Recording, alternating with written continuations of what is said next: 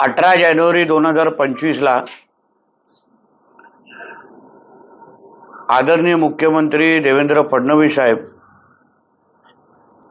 यांच्या आशीर्वादाने मी या सिंधुदुर्ग जिल्ह्याचा पालकमंत्री म्हणून जबाबदारी स्वीकारली आणि त्या दिवसापासून ते कालपर्यंत मी जेव्हा पोलीस यंत्रणेबरोबर बसलेलो, माझ्या कायदा आणि सुव्यवस्था संदर्भात 2 ते 3 बैठका जिल्हा पोलिसांबरोबर झालेल्या होत्या। मी प्रत्येक बैठकीमध्ये एक गोष्ट स्पष्ट सांगत होतो की मी पालकमंत्री असताना माझ्या या सिंधुदुर्ग जिल्ह्यामध्ये कुठल्याही पद्धतीचे कुठल्याही प्रकाराचे अवैध धंदे, मटका, जुगार, अंमली पदार्थ, मग वाळू चोरी, मग गांजा, बीफ, कुठल्याच प्रकारचे अवैध धंदे चालता कामा नये हे सरळ स्पष्ट आदेश, सरळ स्पष्ट माझी भूमिका तेव्हाच्या बैठकीमध्ये मी पोलीस प्रशासनाला दिलेल्या होत्या। मी हे त्यांना स्पष्ट सांगितलेलं की राज्याचे मुख्यमंत्री आदरणीय देवेंद्र फडणवीस साहेब ह्यांच्या प्रतिमेला डाग लागेल असं कुठलाही प्रकार माझ्या या सिंधुदुर्ग जिल्ह्याच्या पोलीस प्रशासनाकडून होता कामा नये ह्याची काळजी प्रत्येक पोलीस खात्याच्या कर्मचाऱ्यांनी घ्यावी। कारण का ज्या पद्धतीने आदरणीय देवेंद्र फडणवीस साहेब महाराष्ट्र राज्याचे मुख्यमंत्री म्हणून आणि महाराष्ट्र राज्याचे गृहमंत्री म्हणून ज्या पद्धतीने कारभार करतायत, कुठलाही प्रकारचा डाग हे त्यांनी स्वतःला लावून दिलेला नाही। हेही आमच्या पोलीस खात्याला मी स्पष्ट सांगितलेलं की माझं पूर्ण नाव हे नितेश नारायण राणे आहे। मी ज्या राणे साहेबांचा मुलगा आहे त्या राणे साहेबांनी आपल्या पालकमंत्री म्हणून या जिल्ह्याचा कारभार करत असताना, नेतृत्व करत असताना 1990 ला जेव्हा राणे साहेब या जिल्ह्यामध्ये आले तेव्हा आमदार पासून मंत्री आणि मुख्यमंत्री आणि विरोधी पक्षापासून सगळी पदं भूषवताना त्यांनी या बाबतीमध्ये कधीच कोणालाच सोडलेला नाही। आमच्या सिंधुदुर्ग जिल्ह्याची भावी पिढी हे अगर अंमली पदार्थ, मटका, जुगार आणि या सगळ्या प्रकरणामध्ये अगर बर्बाद होत असेल, त्यांचं भविष्य अंधारात जात असेल, तर माझ्यापेक्षा मोठा शत्रू कोणच नाही हे पहिल्या दिवसापासून मी पोलीस प्रशासनाला सांगत होतो। काही जुने जाणकार पत्रकार इथे बसलेले आहेत। 1990 ला जेव्हा राणे साहेब आमदार म्हणून इथे आले तेव्हा त्यांनी स्वतः असंख्य दारूच्या भट्ट्या, जत्रेंमध्ये होणारे जुगार, मटका हा स्वतः जाऊन बंद केलेले होते। म्हणून ज्यांचं रक्त माझ्यामध्ये आहे, ज्यांच्या विचारवर मी चालतो, ज्यांचे संस्कार माझ्यावर आहेत,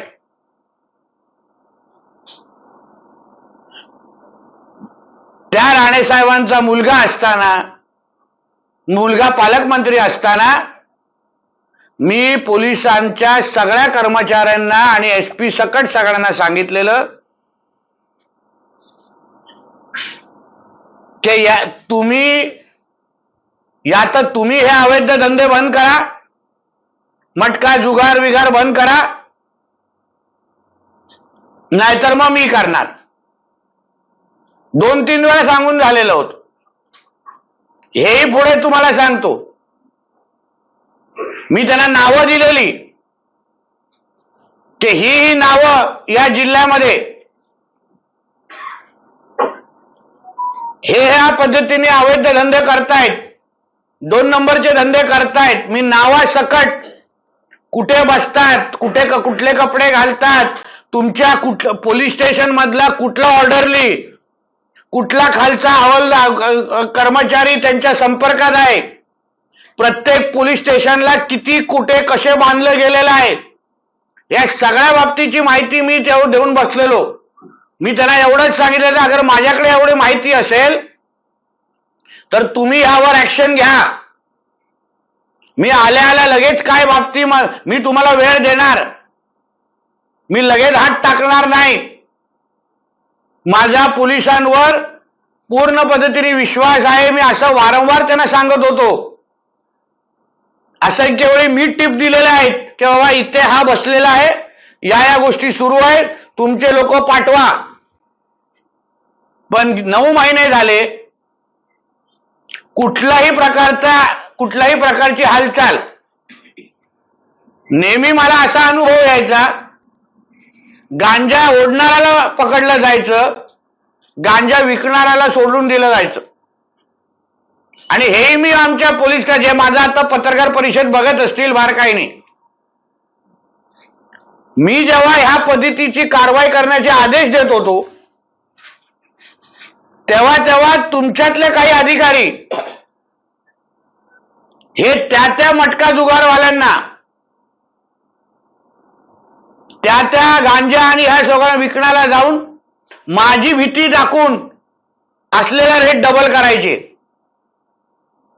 मी आज परत ऑन रेकॉर्ड तुमच्या समोर सांगतो, पोलीस डिपार्टमेंटमध्ये सगळेच असे आहेत असं मी मानत नाही. काही चांगलेही अधिकारी आहेत, काही प्रामाणिकही अधिकारी आहेत, जे ह्या सगळ्यामुळे बदनाम होत आहेत.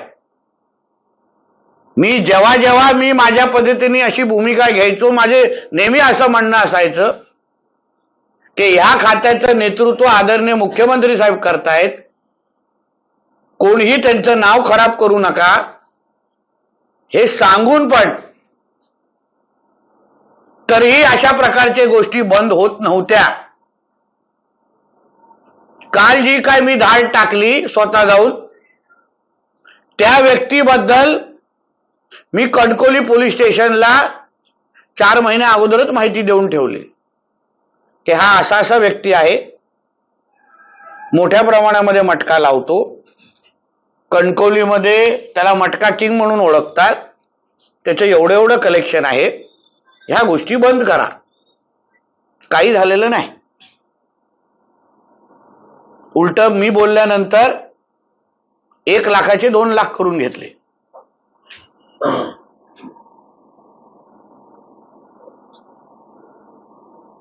प्रत्येक पोलीस स्टेशनमध्ये जे खालचे जे अधिकारी आहेत, जे बांधले गेलेले आहेत, ते लोक ह्यांच्याकडे जाऊन आपला आकडा वाढवून घ्यायचे. म्हणून ह्या निमित्ताने आता कालची ही घटना मी काय करू शकतो हे पोलीस खात्याला आता कळलेलं आहे.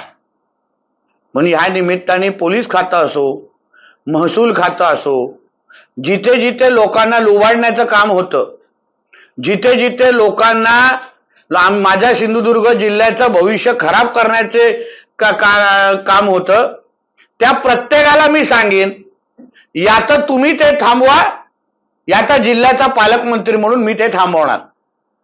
हे तर फक्त कालची सुरुवात होती. मी तुम्हाला सांगतो, फक्त सुरुवात. मी तुम्हाला ट्रेलर दाखवला की जिल्ह्याचा पालकमंत्री कुठे पोहोचू शकतो आणि कसा पोहोचू शकतो, आणि माझ्याकडे किती माहिती आहे. म्हणून यात तुम्ही या जिल्ह्यातले सगळे अवैध धंदे बंद करा. अगर पोलीस असेल, महसूल असेल, कुठलंही डिपार्टमेंट मला सांगत असेल की आम्हाला माहित नाही, ते सर्रास खोटं आहे. प्रत्येकाला सगळ्या गोष्टी माहिती आहेत. कोण कुठे कसं करतो माहिती आहे. गांजा कुठल्या मार्गाने येतो माहिती आहे. वाळू चोरी कुठे कोण करतं माहिती आहे. वाळू चोरीवर कारवाई होते, रॅम्प तोडले जातात, परत दुसऱ्या दिवशी ते रॅम्प कसे उभे राहतात तिकडे. म्हणून प्रत्येकाकडे मी पोचणार, एक लक्षात ठेवा, प्रत्येकाकडे. मला मागे पुढे काहीच नाही, मला भीतीचा विषय नाही. मला अगर मी योग्य करत असेल तर मला थांबवण्याचं कोणाला कारण नाही. माझ्या कोणीही नादी लागू नये. राणे कुटुंबीय म्हणून मला माझ्या इकडच्या सामान्य जनतेशी लेणं देणं आहे. माझ्या वडिलांनी मला एवढेच विचार माझ्या डोक्यात बिंबवलेले आहेत की आपलं पूर्ण आयुष्य हे या सिंधुदुर्ग जिल्ह्याच्या जनतेसाठी आपल्याला द्यायचं आहे. म्हणून माझ्या शेवटच्या श्वासापर्यंत, जेव्हापर्यंत माझ्या खांद्यावर हे पद आहे, तोपर्यंत या जिल्ह्याच्या कुठल्याही व्यक्तीबरोबर, त्यांच्या भविष्याबरोबर मी कोणालाही खेळायला देणार नाही. हे सगळ्यांनी, प्रशासनाच्या प्रत्येकाने याची नोंद ठेवावी. कारण मी प्रत्येकापर्यंत पोहोचणार. आता तुम्ही बंद करा, या तर मी बंद करणार. तुम्हाला बंद जमत नसेल तर मी तिथे नक्की पोहोचणार. आणि कोण कुठे कसे आहेत सगळी माहिती माझ्याकडे आहे, टोटल माहिती आहे.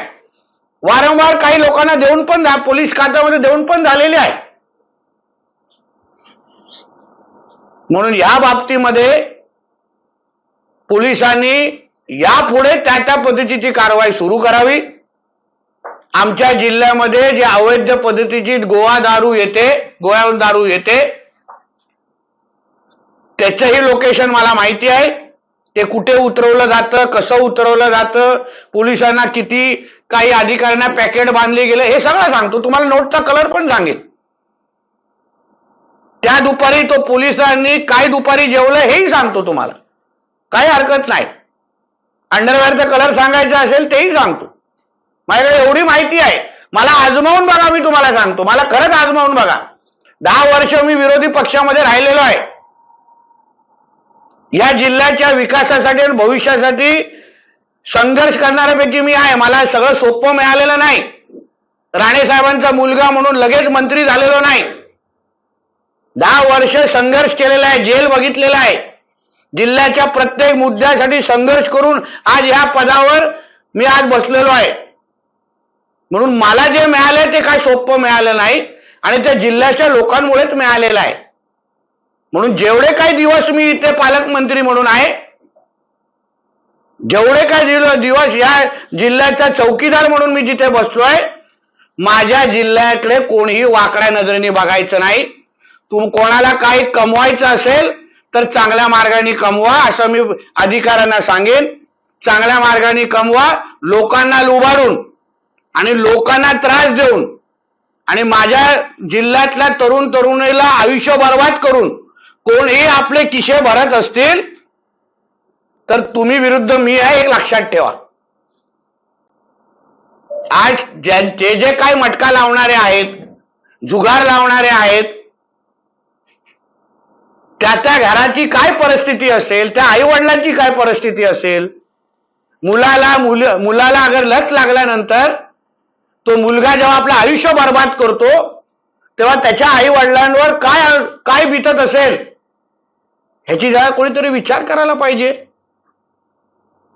आम्ही ज्या जिल्ह्याच्या विकासासाठी संघर्ष करतोय, मेहनत करतोय, आमच्या इथे कारखाने आले पाहिजे, आमच्या इथे नोकऱ्या निर्माण झाल्या पाहिजे, रोजगार निर्माण झाला पाहिजे. कोणासाठी करतोय आम्ही?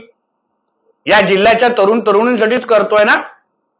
आणि मग एका बाजूला आम्ही इकडे जिल्ह्याच्या विकासासाठी धावपळ करायची, मेहनत करायची, सगळं काय पणाला लावायचं, स्वतःचा कुटुंबाचा विचार न करता इथे दिवस रात्र इथे संघर्ष करायचा. आणि दुसऱ्या बाजूला या अंमली पदार्थ, मटका, जुगार आणि या सगळ्यांमुळे आमच्या मुलांचं तुम्हाला भविष्यात खराब करायचं असेल तर मग मी सोडणार नाही, कोणालाच सोडणार नाही. आणि कोणी असो, मग आमच्या पक्षाचे असो किंवा कोणी असो, मला फरक पडत नाही.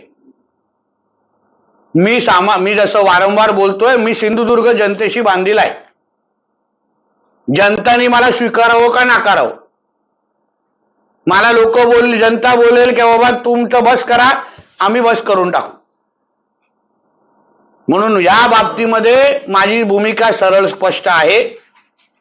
काल जी काय माहिती मला मिळाली ती सगळी माहिती मी डीजी मॅडमशी बोललेलो आहे, मी आदरणीय मुख्यमंत्र्यांशी बोललेलो आहे, मी मुंबईला गेल्यावर त्यांच्याशी त्यांना भेटणार, सगळी माहिती त्यांना देणार. जे काय माझ्याकडे एव्हिडन्स आलेला आहे, उद्या पोलीस काही अगर लपवालपी करतील, एवढी काय झालीच नाही, एवढे जमा झालेच नाही, सगळे एव्हिडन्स माझ्याकडे आहेत. लॅपटॉप मधल्या सगळी माहिती मी माझ्याकडे स्टोरेज करून ठेवलेली आहे. जे लॅपटॉप आणि मोबाईल जे काल परत दिले 3-4 तासामध्ये मी सगळीकडे माझ्याकडे स्टोरेज करून ठेवलेलं आहे. मी महसूल यंत्रणेला पण स्पष्ट सांगेन, वाळू माफिया संदर्भात अगर या जिल्ह्यामध्ये वाळू चोरी अगर बंद झाली नाही तर असे धाड तिथेही टाकली जाईल. मला माहिती आहे कोण करताय, कसं करताय, कुठल्या वेळी करताय. गोवा बनावटी दारू जे इथे आमच्या जिल्ह्यामध्ये येऊन बाद केलं जातं, मुलांना छोट्या पुड्या दिल्या जात आहेत, कुठे स्लीपिंग पिल दिल्या जात आहे. आता हा जो घेवारे होता त्याचा बाप मुंबईमध्ये बसलाय, खत्री नावाचा, हे मला माहिती आहे. खत्री नावाचा मोठा बुकी मुंबईमध्ये बसतो. हा जो हे ते सगळे पैसे त्याला रिपोर्टिंग करतो. पोलिसांनी खरं आहे का खोटं आहे माझ्यासमोर सांगावं. म्हणून तुम्ही लोक माझ्या नादी लागू नका. आपल्याला मिळालेली ड्युटी, आपल्याला मिळालेली जबाबदारी, घातलेली युनिफॉर्म हा लोकांच्या सेवेसाठी आहे. माझ्या सिंधुदुर्ग जिल्ह्याच्या भविष्यावर कोणी अगर खेळलं तर मग सामना माझ्याशी आहे, हे तुम्ही लक्षात ठेवा. काल सगळी माहिती माझ्याकडे आलेली आहे, कोण कसं कुठे कोणाला फोन जात होते. दुपारी 4 वाजता कणकवलीच्या बाजारपेठामध्ये जिथे सगळं काय आजूबाजूला रहदारी आहे, 12 व्यक्तींना टेबलवर बसून स्वतःच्या त्याच्या अंगावर 2-2.5 लाखाची कॅश होती. जी पॅन्टीतून, शॉक्समधून, गादीतून सगळीकडून आम्ही लोकांनी बाहेर काढली. हे पोलिसांच्या आशीर्वादाशिवाय होत आहे. पोलिसांची भीती नाही, पोलिसांना हे माहित नाही. म्हणून या सगळ्या बाबतीमध्ये आता पोलिसांनी काय करतात ते मी पाहतोय. कारण का माझं काय हे धाडचं सत्र बंद होणार नाही. माझे पुढचे 10 टार्गेट ठरलेले आहेत. या तर तुम्ही पोचा या तर मी पोचणार, हे सरळ स्पष्ट आहे. कायद्यानुसार जी काय कारवाई करायची करा, पण कोणालाही वाचवण्याचा प्रयत्न झाला तर मग मी सोडणार नाही, एवढं फक्त लक्षात ठेवा. धन्यवाद. सर, मटका जी काल तुम्ही घात टाकला त्या प्रकरणात जे आरोपी आहेत त्यांना टेबल जामीन दिला जातो, टेबल जामीन लवकर सुटतात. कायदा तसा आहे, त्याच्या संदर्भातच नार्कोटिक संदर्भात, अंमली पदार्थ आणि ह्या ऑनलाईन गेमिंग संदर्भात कडक कायद्याची प्रक्रिया सुरू आहे. मुद्दा पातळी तो विषय नाही, मुद्दा भीती निर्माण करण्याची आहे. कायदा एका बाजूला नाजूक आहे ह्याची जाणीव मला चांगल्या पद्धतीने, मला माहिती आहे टेबल जामीन मिळणार. पण कणकवलीच्या भर दुपारी अगर एवढी हिंमत कोण करत असेल, पोलिसाच्या नाकाखाली कोण करत असेल ना, ते मला काल दाखवायचं होतं. कायदेशीर कारवाई नाजूक आहे, येणाऱ्या भविष्यामध्ये कायदा कडक होईलच, पण एवढी हिंमत कोण करता कामा नये. की आमचं काय फाट्यावर कोण मारणार, कोण काय बिघडणार, की आम्ही 4 वाजता बसून आम्ही एवढा पद्धतीने मटका लावतोय, कोण माझ्या काय बिघाडू शकत नाही, कारण का सगळे बांधलेले आहेत. म्हणजे माझ्या नावाची बदनामी झालेली की पालकमंत्रीला एवढ्या कोटीमध्ये विकत घेतलं. एवढं कोणाकडे चेकबुक मध्ये त्यांच्या शून्यामध्ये दम नाही राणेंना विकत घेण्याची.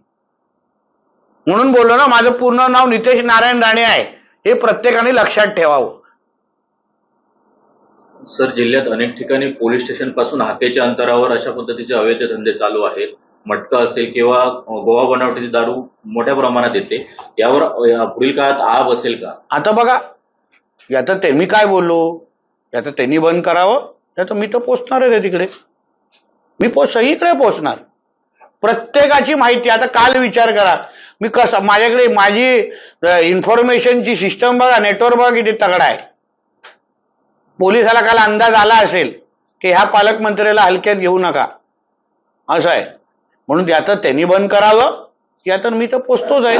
आणि मग जी ही काय नाचक्की होणार आहे ना, मी तुम्हाला परत परत सांगतो, आदरणीय फडणवीस साहेबांचं नाव खराब करायला मी कोणालाच देणार नाही.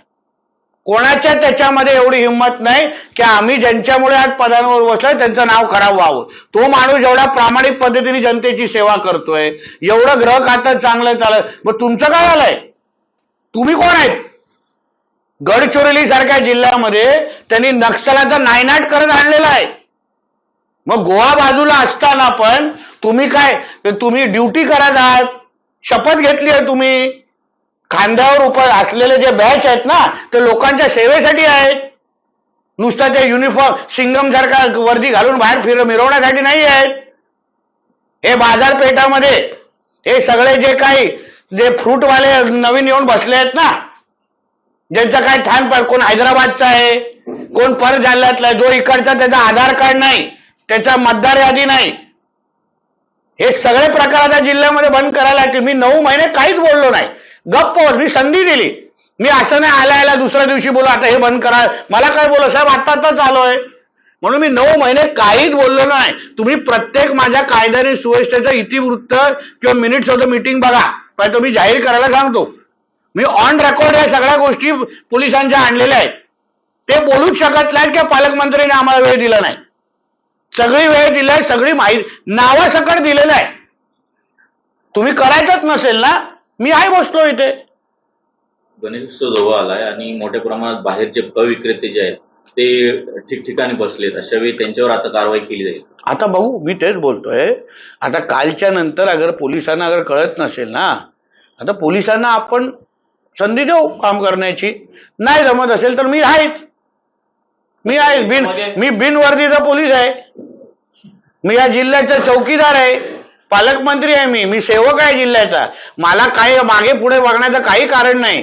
या जिल्ह्याच्या लोकांचं पालक म्हणून मला इथे बसवलं. त्या शब्दाचा अर्थच तो आहे. आपल्या घरातले पालक हे आपल्याला सगळ्या बऱ्या वाईट मध्ये आपल्या बरोबर उभा असतात. कोण वाईट करत असतात ना आपल्या बरोबर, पहिला आपला पालक पुढे जातो. त्याला स्वतःचा स्वार्थ ठेवणं हे माझ्या चौकटीत बसत नाही. साहेब, हे गुपित आहे की तुम्ही मंत्री आहात, एवढा तापा घेऊन तिथे पोहोचला आणि स्पॉटवर जाईपर्यंत कोणालाच पत्ता लागला नाही, तुम्ही डायरेक्ट कसे पोहोचला? कारण काय एक लक्षात घ्या साहेब, ही यंत्रणा अशी 2-3दा जेटीजी माझ्याबरोबर घटना झाली की मी माहिती दिलेली आहे आणि पोलीस पोचेपर्यंत त्याला माहिती मिळालेली आहे की पोलीस पोचतायत. 9 महिने मी सगळे प्रकार बघितलेले आहेत. ज्या अर्थी मी असं रिॲक्ट करतो काय ते एक बॉइलिंग पॉइंट ज्याला म्हणतात ना, हो तो संधी दे 1दा 2दा 3दा 4दा. मी तुम्हाला म्हणून पोलीस सांगूच शकत नाहीत की नितेश राणेने आम्हाला संधी दिली नाही. मी 2दा त्यांना एका विषयाची टिप दिलेली, इथे बसलेला आहे लगेच पोचवा, लगेच तुम्ही जावा. ते जाण्याच्या अगोदर त्याला कळलंय, तो निघून गेलेला तिथून. मी आजमावलंय, सगळ्या गोष्टी आजमावल्यात. म्हणून यावेळी त्यांनाही कळलं पाहिजे की बाबा यांची गुप्तचर यंत्रणा आमच्यापेक्षा स्ट्रॉंग आहे. साहेब, एक प्रश्न राहतो की एवढी कारवाई झाली याच्यामागे पोलीस कारणीभूत हे स्पष्ट होते. आता ह्यांच्यावर काही कारवाई होणार की नाही? होणार. सस्पेंड होणार म्हणजे होणार. 2-3 घरी जाणार म्हणजे जाणार. तुम्ही लिहून घ्या. कारण का मी तर बोलतो घेवारे ती चूक आहेच, पण त्याला साथ देणारी जी पोलीस यंत्रणा आहे, त्याला ताकद देणारी जी पोलीस यंत्रणा आहे ना, ते काय त्यांना काय मी सोडत नाही. 2-3 लोकांना घरी गेल्याशिवाय जिल्ह्याच्या पोलीस यंत्रणेमध्ये जे चांगले अधिकारी आहेत, जे प्रामाणिक अधिकारी आहेत, जे खरंच आपल्या ड्युटीला न्याय देतात, हे त्यांना खरं म्हटलं तर न्याय भेटला पाहिजे.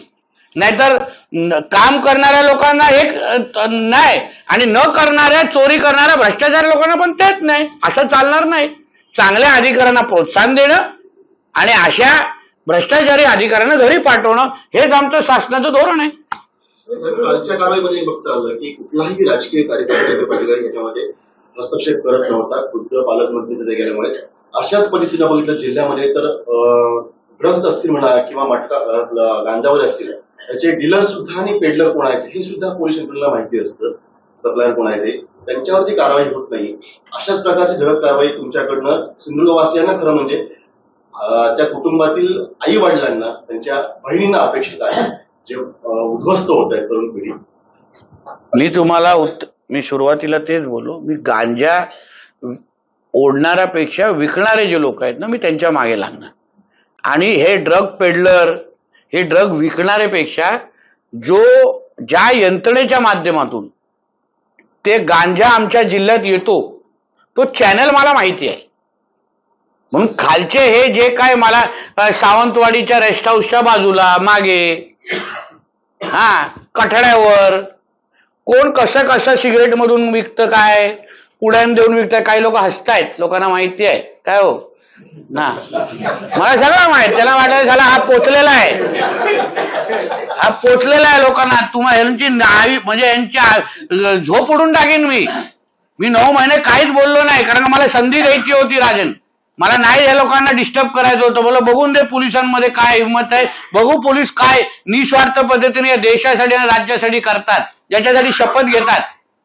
म्हणून मी गप्प बसलेलो, काहीच बोललो नाही. कशामुळे? माझ्यावर आरोप होत होते की ह्या त्याच्यामध्ये आहे, ह्याला हप्ते भेटतात, हा पण त्याच्यात, सगळे आरोप गप्प बसायचो मी, काहीच बोलायचो नाही. पण जेव्हा तुम्हाला करायचंच नसेल, जेव्हा तुम्हाला तुटपुंज कुठले तरी कार्य दाखवायचे, पोलिसांनी गांजा पकडला, आपण खुश, ब्रेकिंग न्यूज. अरे पण जो जिल्ह्यामध्ये आणणार आहे, जो 30-30 टोल्याचा गांजा आणतो, मग तो वेगवेगळ्या लोक यंत्रणेतून खालती विकतो, त्याला पकडा ना. त्याला तुम्हाला माहिती आहे तो कोण आहे, तुमच्या चेकपोस्टवरून पुढे कसा जातो, तो कुठल्या चोर मार्गाने तो जिल्ह्यात येतो, कोण त्याला तिथून काढतो, सगळं माहिती आहे मला. अहो टपऱ्यांवर काय होतं, पान टपऱ्यांवर,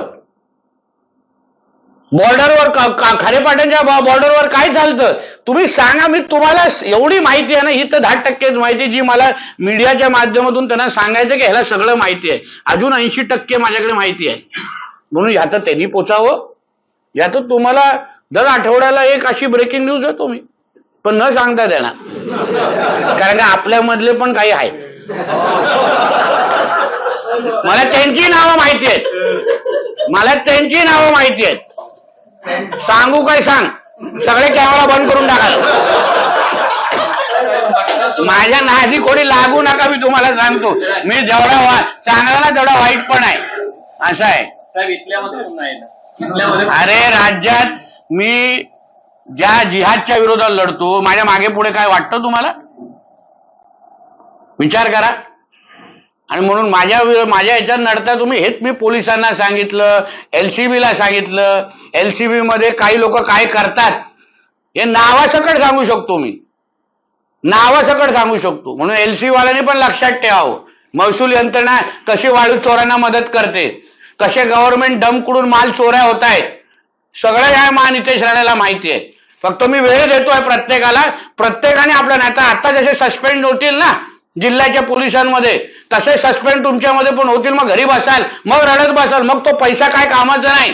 आयुष्यामध्ये ना इज्जत कमवायची असते, पैसा नाही. आज राणे साहेबांनी आपल्या कारकिर्दीमध्ये ते काम केलं ना, म्हणून त्यांचं नाव घेतलं जातं. म्हणून त्यांचं काय नाही, दादानी आमच्या जिल्ह्याला सुरक्षित ठेवलं, दादानी आमच्या जिल्ह्याच्या भावी पिढीला काय व्हायला दिलं नाही, त्याच दादांचा मुलगा आहे, हे लक्षात ठेवा फक्त. साहेब तुमचं खरं तर पहिलं अभिनंदन. आणि आपण सिंधुदुर्गवासियांचा आवाज.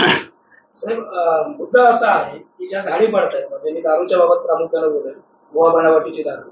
अगोदर सांगितलं जातं त्यांना, अशी माहिती आहे की मी येणार आहे, दारूवरती तुमच्या त्या दुकानावरती धाड टाकणार आहे, 10 बॉटल तिथं 5 ठेवा, आणि ती धाड टाकवली जाते, आमच्यापर्यंत बातम्या पोहोचवल्या जातात, ही वास्तविकता आहे. आता अशा पद्धतीच्या अधिकाऱ्यांची नाव कदाचित आपल्यापर्यंत आली असते. मुद्दा हा आहे, माझा प्रश्न असा आहे की अशा अधिकाऱ्यांवर काही कारवाई आता यापुढे झालेली दिसेल. माझा मुद्दा काय आहे साईनाथजी, अगर नितेश राणे आपली नैतिक जबाबदारी स्वीकारून अगर अशा पद्धतीची भूमिका घेऊ शकतो, तर पत्रकारिता हा लोकशाहीचा 4था स्तंभ आहे. तुम्हाला जेव्हा अशा पद्धतीची कोण अधिकारी फोन करतात, अशा पद्धतीची कुठली कारवाईची माहिती होते, तेव्हा त्यांनाही एक्सपोज करण्याचं काम पत्रकार म्हणून तुमचं आहे. शेवटी मी काय बोललो, घरातला मुलगा किंवा मुलगी जेव्हा ह्या ड्रग्जमध्ये, ह्या दारू ह्याच्यामध्ये, ह्या ऑनलाईनमध्ये जेव्हा आपला खराब होईल ना, आपला जेव्हा बाद होतो, तेव्हा त्या आई वडिलांचे अश्रू जाऊन जरा बघा. आणि मग कुठल्याही पोलीस यंत्रणेला, कुठल्याही त्या अधिकाऱ्याला त्याचं सहकार्य करण्याचा विचार करा. आपण ज्या जिल्ह्यामध्ये राहतो त्या आज तुम्ही पत्रकार आहात, मी पालकमंत्री आहे, कोण दुसरा लोकप्रतिनिधी आहे, आपण आपली आपली भूमिका अगर आपण बजावली नाही ना, ही भावी पिढी आपल्याला माफ करणार नाही. ज्या दिशेने आज गोव्याच्या पर्यटन पहिल्यासारखं राहिलेलं नाही, थायलंड आणि विविध कारणामुळे आज ते पर्यटन कमी झालेलं आहे. त्याच्यामुळे सगळी जे काय हे अंमली पदार्थ आणि या सगळ्याची जे काय लक्ष आहे ना, आता सिंधुदुर्गाकडे येत चाललं. पहिलं जे फक्त सावंतवाडी पर्यंत होतं, आता थेट खारेपाटण पर्यंत गेलेलं आहे. आणि म्हणून ह्याला थांबवण्याची नैतिक जबाबदारी ही आपल्या सगळ्यांची आहे. म्हणून तुम्हाला जेव्हा तुमच्या प्रश्नामध्ये काय होतं की नाही अशी दारू असते पण कमी दाखवली जाते, खरी बातमी द्या ना, द्या खरी बातमी. त्याच्यासाठीच पत्रकारितेमध्ये आलो आहोत ना, काय लपवालपी करण्यासाठी आलोय आणि चॅनल चालवण्यासाठी आलोय. ही भूमिका आपल्या सगळ्यांची असते. आज मी विचार केला असता तर मला किती किती कोटीची ऑफर दिली होती हो हे लोकांनी. एकदा तर मोठे आवाज, जेव्हा मी पहिल्यांदा आवाज उचललेला ते बंद करा, तेव्हा पालकमंत्र्यांना 30 कोटी दिलेले आहे. आकडे सकट सांगतो ना तुला, मी काही केली नाही, याचा विचार केला नाही. मी एका बाजूला विकासासाठी आम्ही सगळेजण मरतोय. राणेसाहेब चिपी विमानतळासाठी वरतून परवानगी आणतात, मी खालतून कॅबिनेटून मान्यता आणतो. चिपी विमानतळ उद्या सुरू होईल, पर्यटक आमच्या जिल्ह्यामध्ये येतील. पर्यटक आल्यानंतर नोकऱ्या ज्या निर्माण होतील ते करायच्या कोणी? सगळी भावी पिढी अगर त्या मटका जुगार अंमली ऑनलाईन गेमिंग हे लोकांनी सगळे सेंटर बंद केलेत. घरात ऑनलाईन गेमिंग सुरू आहे. काही आई वडिलांना विचारा, मुलं तासन तास घरी मोबाईलवर बसले असतात आणि ते बाहेर जात नाही. आई वडील किती त्रस्त आहे जरा विचारा जिल्ह्याच्या किती आई वडिलांना. म्हणून हे प्रकार ह्याबद्दल अगर आपण जिल्हा म्हणून अगर आपण भूमिका घेतली नाही ना, मग हे सगळं हे जे काय विकास करून काय चाटायचा आहे का तो विकास? मग नोकऱ्या करणार बाहेरची लोक, कारण आपली मुलगा कुठेतरी बसून ओढतोय. स्लीपिंग पिल मोठ्या प्रमाणे विकले जातात. हरकुळ बुद्रुक त्या भागामध्ये नाव माहिती आहे मला, तिकडे पण पोचणार आहे मी. मग हे सगळे जे प्रकार जिल्ह्यात 20-20 रुपये एवढ्या पुड्या दिल्या जातात. विचार करा, एवढ्या पुड्या 20-20 रुपयाच्या 10,000 रुपयाच्या. या सगळे प्रकार बंद केले पाहिजेत. सगळ्या प्रत्येकाने आपली आपली भूमिका बजावली पाहिजे, एवढीच अपेक्षा आहे. साहेब, सध्या मोठ्या प्रमाणावरती व्हॉट्सअपवरती मटका घेतला जातो, यावर कशा पद्धतीने कारवाई? मी काय कारवाई करणार, केली काय करायची तर शौकांतिका काय माहिती आहे ना, तुम्हा लोकांनाही सगळं माहिती आहे, तुम्ही काय करत नाही ह्याच्यावर बोला पाहिजे. प्रत्येकाला ह्या जिल्ह्यामध्ये काय चालतं हे माहिती आहे. माझ्या सकट माहिती होतं, मला माहिती, मी थांबलो, आता मी कारवाई केली. आता तुम्ही लोक आपल्या तुमच्याकडे पत्रकारिता म्हणून एक फार मोठी जबाबदारीने मोठं हत्यार आहे. तुम्ही जे दाखवता त्याच्यामुळे समाजामध्ये प्रबोधन होतं. म्हणून आता बघू यंत्रणा काय काय करते. आता कालच्या नंतर सगळ्यांना कळलं असेल की पालकमंत्री काय करू शकतो. आता पाहू. महसूल मंत्री सिंधुदुर्ग जिल्ह्याच्या दौऱ्यावरती होते, त्यावेळी त्यांनी सरळ असं म्हटलं की सिंधुदुर्ग जिल्ह्यात अवैध वाळू माफियाचे जे 40 लोक आहेत त्यांच्यावर हद्दपारचे प्रस्ताव करा. मात्र हे सांगताना त्यांनी असं म्हटलं की खात्यातील अधिकारी त्यांच्यासोबत. हो, अधिकाऱ्यांची नाव पण माहिती आहेत मला. म्हणून त्या संबंधी मी कलेक्टरला सांगितलंय यांच्यावर MPDAची कारवाई सुरू करा. ज्यांनी रॅम्प तोडले आणि रॅम्प तोडल्यानंतर पण त्यांनी परत बांधले, या सगळ्या बाबतीमध्ये अगर MPDAची कारवाई नाही केली तर महसूल मंत्र्यांकडे आणि मुख्यमंत्री साहेबांकडे काय भूमिका घ्यायची हे मला चांगलं माहिती आहे. तर या वाळू उपसामध्ये ज्या बोटिंगद्वारे वाळू काढली जाते यामध्ये सर्वाधिक परप्रांतीय जे आहेत त्यांना या ठिकाणी आणलं जातंय. तळाशीर या ठिकाणी जवळपास सर्वात मोठे वाळू उपसा होतोय. जवळपास 100हून अधिक परप्रांतीय त्या ठिकाणी. सगळं माहिती आहे. आता महसूल यंत्रणेने काम करावं ना. मुद्दा मला कालच्या घटनेमध्ये तून पाथडे मी हेच दाखवण्याचा प्रयत्न केला की मला सगळं माहिती आहे. आता तुम्ही काम करा, एवढंच माहिती. त्यांना आतापर्यंत वाटायचं की माहिती देतोय आम्ही आमचं काय करणार नाही, आम्ही घरात झोपून राहणार, आम्ही आमचं सगळं चालू ठेवणार.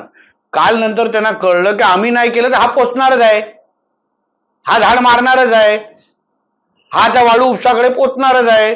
हे आता काल मेसेज गेलेला आहे. आता त्यांनी करावं. नाही केलं तर त्याच्या दुसऱ्या दिवशी मी तर कधी ना कधी पोहोचणार आहे तिकडे. आता आजपासून माझं कामच ते आहे, जिल्ह्याचा विकास करणं आणि जिल्ह्याच्या माझ्या भावी पिढीला सुरक्षित ठेवणं. त्यासाठी लागणार ती रिस्क, लागली ती रिस्क घ्यायला तयार आहे मी. तर काही वर्षापूर्वी एक एसपी होते, त्यांनी कणकवली शहरातील दारू रस्ते उद्ध्वस्त केले होते आणि तशाच पद्धतीने काही पोलीस अधिकारी सिंधुदुर्ग येतील काय? नक्की येणार, माझी अपेक्षा आहे. आज तुम्ही ज्या पद्धतीने त्या एसपीचं नाव घेतलं, असं नाव घेण्याची संधी जिल्ह्यातल्या प्रत्येक पोलीस कर्मचारीला संधी आहे की आज जशी आपण त्या एसपीची आठवण करतो, आज जसं आपण राणे साहेबांची आठवण करतो की राणे साहेबांनी आपल्या कारकिर्दीमध्ये काय केलं, एसपीनी इथे त्या एसपीने येऊन उद्ध्वस्त केलं. प्रत्येक पोलीस कर्मचारीने अगर असाच विचार केला ना, अहो आम्ही तर नागरी सत्कार करू. आमच्या जिल्ह्यामध्ये तुम्ही विचार करा, अगर गडचिरोली आणि या भागामध्ये अगर नक्षलाईट नायनाट होऊ शकतं, तर आपल्या प्रत्येकाची अगर इच्छाशक्ती असेल, प्रत्येक पोलिसांची, महसूलची, आमची इच्छा, तर इथून अंमली पदार्थ, मटका, जुगार, गांजा, वाळू चोरी किंवा नायनाट होऊ शकणार नाही. चालवणारी यंत्रणा अगर त्यांना मदत करते म्हणून त्याला ताकद भेटते, एक लक्षात घ्या. कोणतरी आतमध्ये शेण खातो म्हणून त्यांना ताकद मिळते. 26/11च्या हल्ल्यामध्ये जेव्हा कसावा आतमध्ये घुसला, कोणीतरी आतमध्ये मदत केली असेल आणि इंटरनल मदतीशिवाय ना कोणच पुढे जाऊ शकत नाही. हे तोच विषय आहे. म्हणून आतमधली यंत्रणेने काल संदेश मला त्यांना द्यायचा होता की तुम्ही नीट राहिलात, तुम्ही शिस्तबद्ध काम केलं, तुम्ही पारदर्शक राहिलात ना, कोणाची हिंमत राहणार नाही. काल तो बनियान घालून कसा बसलेला, कारण त्याला माहिती आहे मला कोण माझं वाईट करणार नाही. त्याच्या अंगावर 2.5 लाख होते. नशीब माझं त्याची चड्डी बघितली नाही. त्याच्यात पण माझे नाही हात घालतो तो बोलला पाहिजे ना. मग कुठे तरी पैसे लपून एवढी कॅश, विचार कर घरात किती असेल अगर तिथे एवढी होती तर. मग एका बाजूला आमचे अमित शाह साहेब, एका बाजूला आमचे नरेंद्र मोदी साहेब, ना खाऊंगा ना खाने नहीं दूंगा ही भूमिका ठेवतात आणि मग तुम्ही त्यांच्या सगळ्या या दूरदृष्टीला आणि विचाराला तिलांजली देण्याचा प्रयत्न करतात. हे मोजके काय अधिकारी? तुम्हाला माहित नाही घेवारे तिथं बसतोय 4 वाजता, दररोजची 10 ते 15 लाखाची कलेक्शन आहे किमान. किमान. मग तर गणेश चतुर्थीच्या पार्श्वभूमीवर मुंबई टू सिंधुदुर्गची रोरो बोट सेवा सुरू होणार होती. कधी सुरू होणार आहे आणि यामध्ये बसचा जो रेट असणार आहे आणि याचा रेट असणार परवडणार असणार आहे? त्याच्यात बस कुठे येणार? बसचा रेट तिकीट एक लक्षात आहे. एक पहिला मुद्दा प्रश्न असा आहे की रोरो सर्व्हिस आता काही दिवसाचा विषय आहे. बघा, एक लक्षात घ्या, त्याला लागणारे जे काही परवानग्या आहेत, जवळपास 38-40 प्रकारची विविध परवानग्या आहेत. एकदा बोट सुरू झाल्यानंतर ती वर्षानुवर्षे सुरू होणार आहे. म्हणून लागणारे जे सुरुवातीला जे आता बघा, चिपी विमानतळ सुरू होण्याअगोदर सुरक्षतेच्या दृष्टिकोनातून काही परवानग्या आपल्याला लागतात. उद्या अगर मी बोट सुरू केली, त्याच्यात काही तांत्रिक बिघाड झाला तर लगेच पातळीत माझ्या नावाने ब्रेकिंग न्यूज चालवणार. बघा, नितेश राणेंनी गाजावाजा करून ब्रेकिंग एवढी बोट सुरू केली पण ती लगेच बंद पडली, तेव्हा पातळे माझा फोन पण उचलणार नाही. कारण शेवटी तू पत्रकारितेशी बांधील आहेस ना. काय करते, गरज आहे ना. पत्रकार कोणाचे मित्र नसतात. वर्षानुवर्षाचा माझा थोडा अनुभव आहे. तुम्ही बातमीशी बांधील असता. म्हणून तुम्हाला उद्या तशी संधी येऊ नये आणि आपल्या नात्यांमध्ये असं काही अडथळे येऊ नये म्हणून मी सगळी काळजी घेऊन ती बोट सुरू करतोय.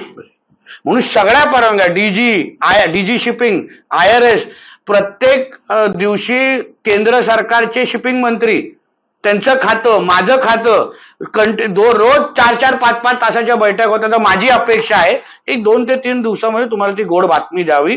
दर किती असणार ह्याच्याबद्दल माननीय मुख्यमंत्री साहेब जाहीर त्याबद्दल माहिती देतील. बोर्डची सगळी तांत्रिक माहिती, मिळालेले परवानग्या, हे आमचे, त्यांचा तो अधिकार आहे राज्याचा प्रमुख म्हणून ते सगळी माहिती देतील. आदित्य ठाकरेंनी बेस्ट इलेक्शन नंतर असं म्हटलंय की ट्रायल बॉल होता, नियोजन मागे पुढे झालं, योग्य ती पावलं उचलली जातील, ठराविक निवडणुकीसाठी निवडणूक होती, 2 भाऊ एकत्र आले म्हणून त्यांनी धसका घेतला. हो, ट्रायल बॉल मध्ये अगर तू नापास झालास तर मॅच तर हरल्याच जमा आहे. एक लक्षात घे, 30 पतपेढीची निवडणूक अगर जिंकले असते ना तर चौकावर नाचून दाखवलं असतं आम्हाला, म्याव म्याव म्याव म्याव करत. म्हणून आता त्या मराठी माणसांनी तुम्हाला नाकारलं, ते पण बॅलेट पेपरवर नाकारलं, एक लक्षात घ्या. मुंबईतला मराठी माणूस, महाराष्ट्रातला मराठी माणूस हा आमच्या देवाभाऊवरच विश्वास ठेवतो. हे त्याच्यावर परत एकदा बीएसटीच्या पतपेढीच्या निमित्ताने शिक्कामोर्तब झालेला आहे.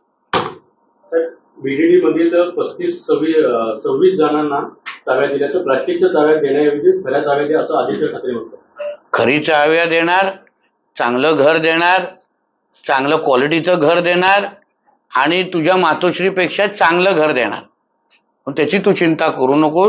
तू तुझ्या कारकिर्दीमध्ये तुझे वडील जेव्हा मुख्यमंत्री होते, तू जेव्हा मंत्री होता, तेव्हा जे तू बीडीडी धारका आमच्या लोकांसाठी, चाळच्या लोकांसाठी काय करू शकला ना रहिवासी, ते आमचे आदरणीय मुख्यमंत्री आणि दोन्ही उपमुख्यमंत्री करतील. मग त्याची तू चिंता करू नकोस. बीडीटी मध्ये राहणाऱ्या सगळ्या रहिवासीची काळजी घेण्यासाठी आम्ही सक्षम आहोत. तू आपल्या प्लास्टिकच्या खेळवण्याबरोबर खेळत बस शेवड्या मुलासारखं. झालं असेल मराठी तर झालं. संजय राऊत सामनामध्ये अग्रलेखामध्ये असं म्हणतात की देशाच्या राष्ट्रपतींना गायब करतात आणि भारताची घटना बदलतात सरकारी पाडण्यासाठी विरोधकांची. लोकसभेत शहांच्या नैतिकतेचे तुकडे करून तोंडावर फेकले, ही सुरुवात आहे. उद्धव ठाकरेंनी कोणाला किती कसे गायब केलं ह्याची माहिती आम्ही द्यायची का? दिशा साल्यांच्या केसमध्ये कोणाला कसं गायब केलं गेलेलं आहे याची माहिती थोडी संजय राजाराम राऊतला द्यायची का?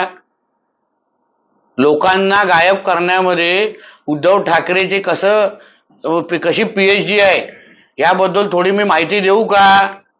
मग संजय राजाराम राऊत थोबाड उघडणार नाही.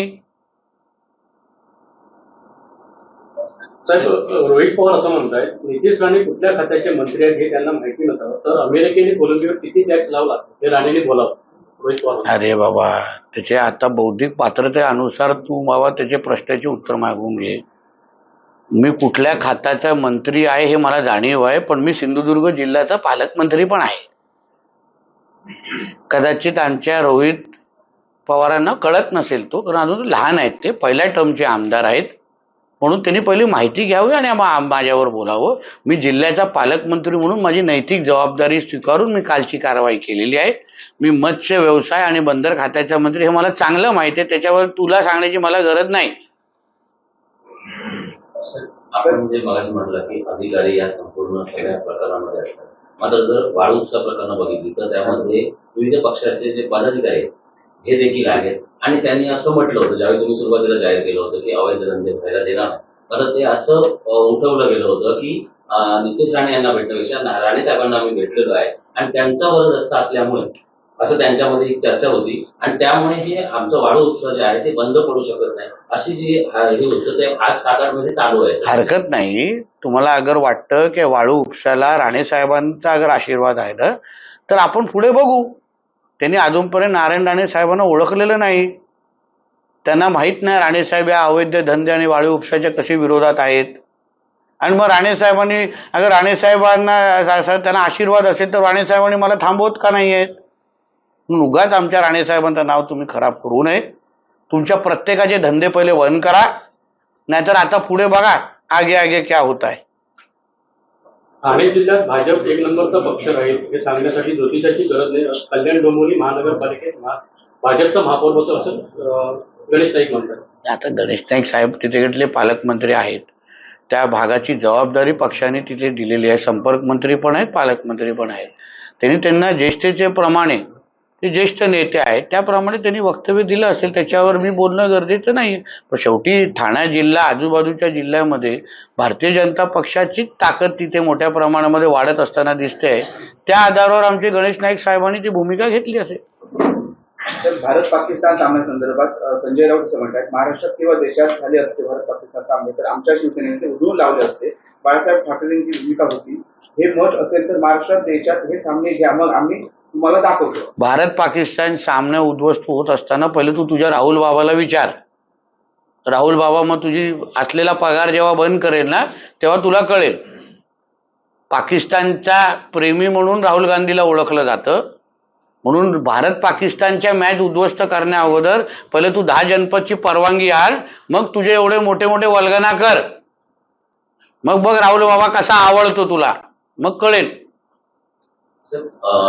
कोकणात आणि कोकणात गणेशोत्सवाचं महत्व आहे. मात्र मागील 2 ते 3 टर्म बघितले म्हणजे त्यावेळी बांधकाम मंत्री होते तर ते गणेश चतुर्थीच्या पूर्वी कोकण दौरा करायचे आणि त्यामुळे निमित्ताने कुठेतरी खड्डे जे होते म्हणजे अगदी सिंधुदुर्गात नसतील तर रत्नागिरी असेल किंवा रायगड जिल्ह्यामध्ये हा दौरा मोठा व्हायचा आणि त्या ठिकाणी कामं व्हायची रस्त्यांची, डागडुजी व्हायची. मात्र सध्या तसं काय आपलं डागडू बघा, माझ्या हिशोबाने गेल्या 10 ते 15 दिवसा अगोदर आमचे PWD मंत्री शिवेंद्रराजेंनी तिथे दौरा केलेला होता.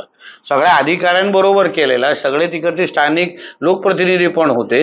आमच्या जिल्ह्यामध्ये कामं अतिशय सुस्थितीत आणि व्यवस्थित चालू आहे. खड्डे भरण्याच्या बाबतीमध्ये मी काल पण आमच्या जिल्हाधिकारी कार्यालयामध्ये आढावा घेतला.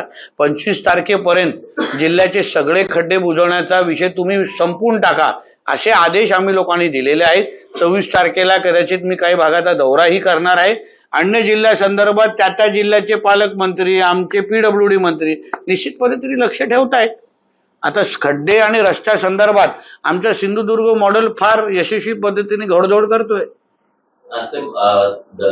या आता जो सध्याचा 8 दिवसामध्ये जो पाऊस झाला याच्यामध्ये जर बघितलं तर अगदी धोक्याच्या पातळीपर्यंत नद्यांनी पातळी ओलांडली होती. मात्र वाळू उपसा जो केलेला होता म्हणजे मध्यंतरी काळामध्ये वाळू जी म्हणजे आतमध्ये गाळ काढला गेला त्याच्यामुळे कुठेतरी फायदा झाला. बांदा शहरामध्ये पण पाणी जे शहरामध्ये यायचं मात्र ते यावर्षी आलेलं नाही. म्हणजे त्यासाठी आदरणीय पालकमंत्रीचं अभिनंदन करा, आमच्या प्रशासनाचं अभिनंदन करा. कारण का पालकमंत्री म्हणून मी जेव्हा जबाबदारी स्वीकारली सर्वात पहिलं काम मी गाळ उपसाचं जाहीर केलेलं होतं.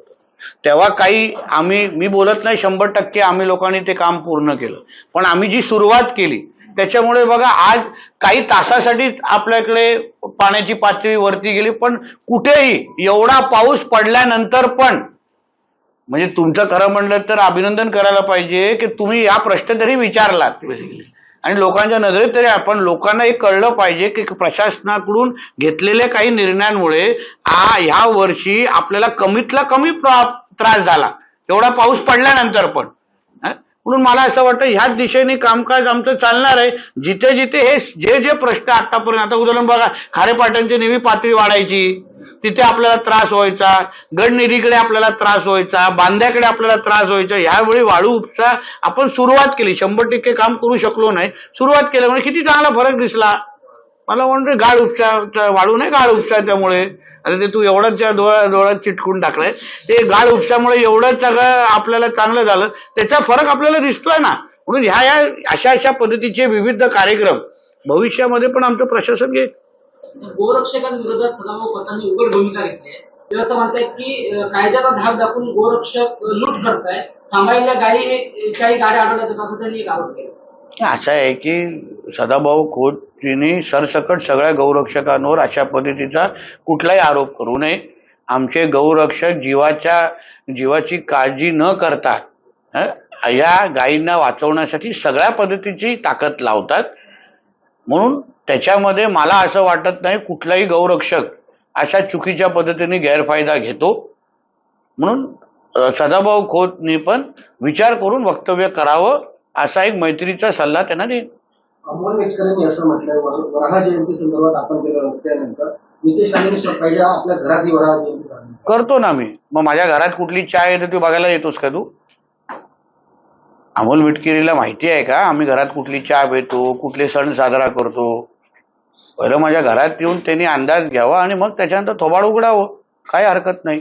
शेवटी कोण कसं काय कशाबद्दल तुम्ही वक्तव्य देताय, आपण कधीतरी हे विसरू नये की आपण पण एक हिंदू आहोत आणि मी हिंदू धर्माबद्दल, सनातन धर्माबद्दल अगर भूमिका घेत असू, आमच्या वराहाला विष्णूचा 3रा अवतार म्हणून आपण सगळ्यांना त्यांची ओळख आहे आणि आमचं एवढंच म्हणणं आहे की हिंदूंमध्ये अगर वराहाला एवढं महत्व आहे तर त्याची जयंती मोठ्या प्रमाणामध्ये साजरा करावी.